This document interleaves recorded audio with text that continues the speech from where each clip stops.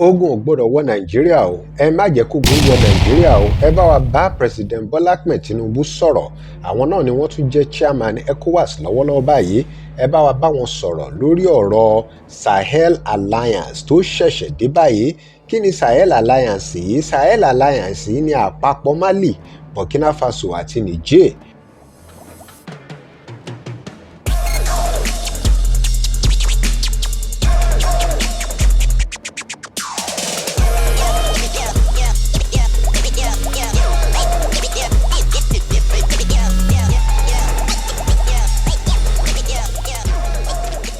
Welcome to DIGINAIJA, where we bring you the latest stories. Remember to like, share and follow us. Lórí ọ̀rọ̀ wípé ECOWAS fẹ́ fi force wọ́n fẹ́ fi wọ Niger láti dá ìjọba padà fún alágbádá, ẹ bá wọn sọ̀rọ̀ wípé kán má jẹ́ kógun wọ Nàìjíríà o, nítorí Mali, Burkina Faso àti Niger ti sọ wípé tá bá rí ìlú tó bá fẹ́ kó ogun bá àwọn, bóyá wọ́n fẹ́ fi agbára wọ ọ̀dọ̀ àwọn, wọ́n fẹ́ kógun wá bá wọn wípé káwọn dá ìjọba padà fún àwọn alágbádá. Ṣẹ́kù ti mọ̀ pé tẹ́lẹ̀tẹ́lẹ̀ náà wọ́n fi àwọn military coup d'etat ṣẹlẹ̀ níbẹ̀ wípé àwọn military àwọn ológun wọ́n gba ìjọba ní Niger, àmọ́ kó tó wá kan Niger ó ti ṣẹlẹ̀ sí Mali, ó ti ṣẹlẹ̀ sí Burkina. Èèyàn kan tiẹ̀ wá ń béèrè arákùnrin kan tó jẹ́ ológun tẹ́lẹ̀tẹ́lẹ̀, ó ní kí ló dé tí wọ́n sọ pé ECOWAS máa use force ní Mali àti Burkina Faso tó ṣe wá jẹ́ pé ńgbà tó ṣẹlẹ̀ ní Niger yìí náà ṣẹ̀ṣẹ̀ wá gbé ọ̀rọ̀ dìde.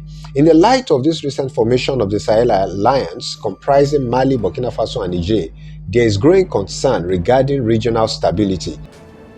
Any war would destabilize the entire region. We don't want to see a war, Charles. But I think at this point in time, if there were any plans for ECOWAS, to carry out that military intervention, they may have to now shield their swords.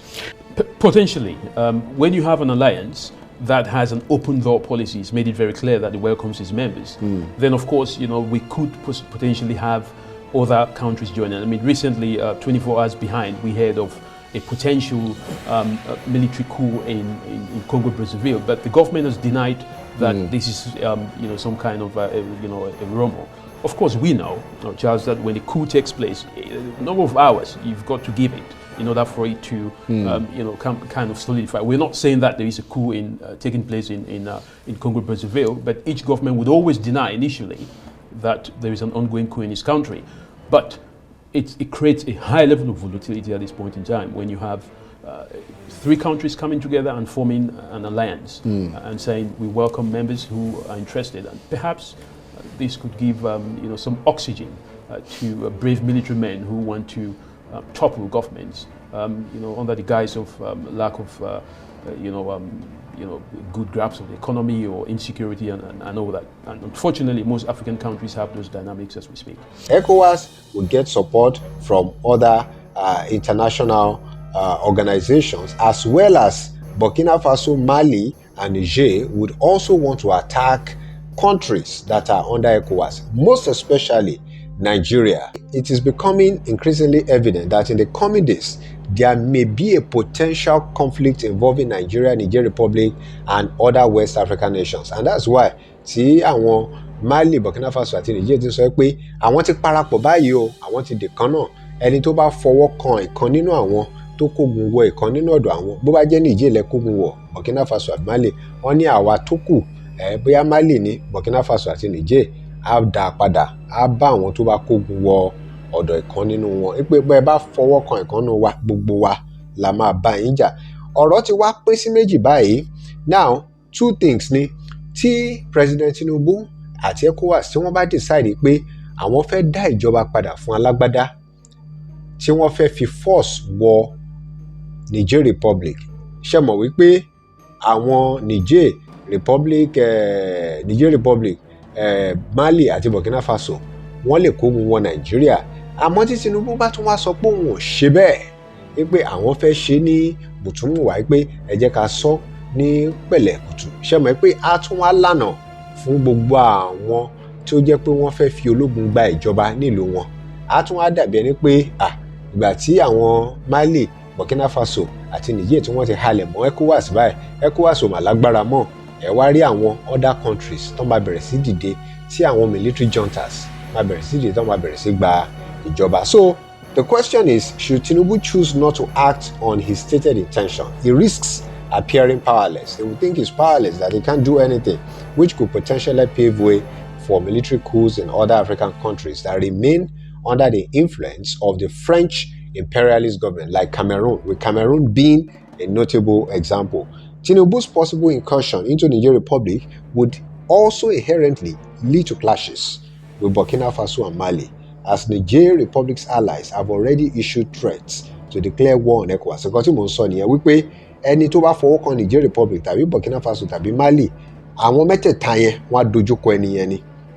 And they are saying in response to any military intervention in their territory. What they are even saying is that any external aggression, and external aggression could mean anything. It could mean the use of soldier, the use of force, and anything related to that. Furthermore, there's a looming possibility that the notorious Wagner Group, which is already active in Mali and Burkina Faso, may directly engage in the conflict. The Wagner Group is a private military organization that recently inflicted significant damage on the NATO-backed Ukrainian army in Bachmuk and is a formidable force. All right?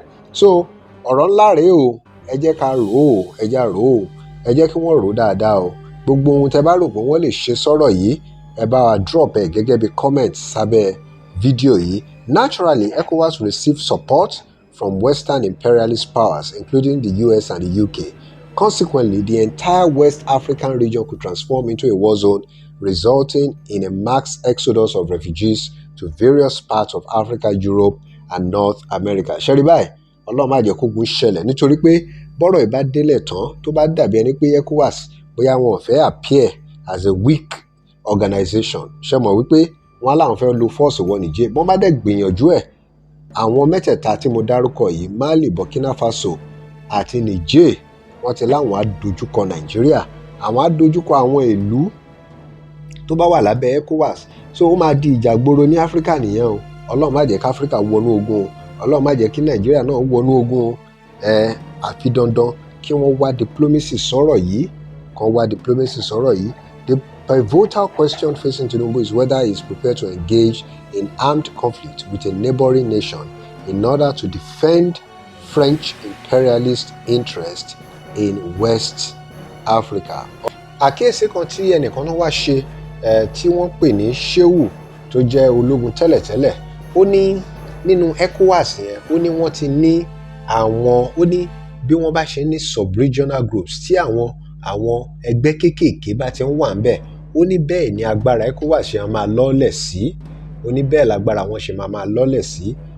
Ẹ̀dẹ̀mọ̀ ipò kò lè ṣe kó má rí bẹ́ẹ̀, nítorí pé nínú ECOWAS yẹn náà aláwọn tó jẹ́ French, aláwọn tó ń sọ French, aláwọn tó ń sọ èdè Gẹ̀ẹ́sì, kò dẹ̀ lè ṣe kí ó má rí bẹ́ẹ̀. Àmọ́ ọ̀nà wo ni wọ́n fẹ́ gbé gbà láti rí i pé ọ̀rọ̀ yìí ò di ogun ní ìlú Áfíríkà, ní West Africa? Àmọ́ ẹ jẹ́ ká wo ọ̀rọ̀ kù yìí, kí ló fà á náà? Bad governance ni. Àwọn èèyàn ń ṣekú nítorí pé wọ́n realize pé àwọn tó ń ṣèjọba tó wà lórí ipò, ẹlòmíì, àwọn míì ní àwọn country míì, àwọn West African country, àwọn míì ti lò 20 years, 15 years, many years, 10 years lórí ìjọba, wọ́n tún transfer ìfọ́mọ wọn. Irú ayé wo nìyẹn? Ṣé Áfíríkà wáyé ìyà ni? Àwọn nǹkan yìí ló fà á tí kù ṣe ń wà nígbà tí ò bá sómi, tí ò síná, tí kò sí gbádùn, kí wá ní a ní ìjọba fún? Gbogbo àwọn nǹkan yìí ní àwọn African countries yẹn, òun ló ń fà á tí àwọn military fi ń gba ìjọba. Ẹ dẹ̀ rí pé irú nǹkan báyìí náà ni ọ̀rọ̀ military coup yìí náà ó ti ṣẹlẹ̀ ní Nàìjíríà kó tó di pé a ní àlàáfíà díẹ̀ lẹ́nu àwọn ọdún mélòó kan sẹ́yìn, tá tún ní àwọn ìjọba alágbádá. Ọ̀nà wo la máa gbé gbà? Whatever you think, please drop it in our comment section. Remember to follow us for more stories, like, comment, and share. This is DIGINAIJA. Thanks for watching. Bye for now.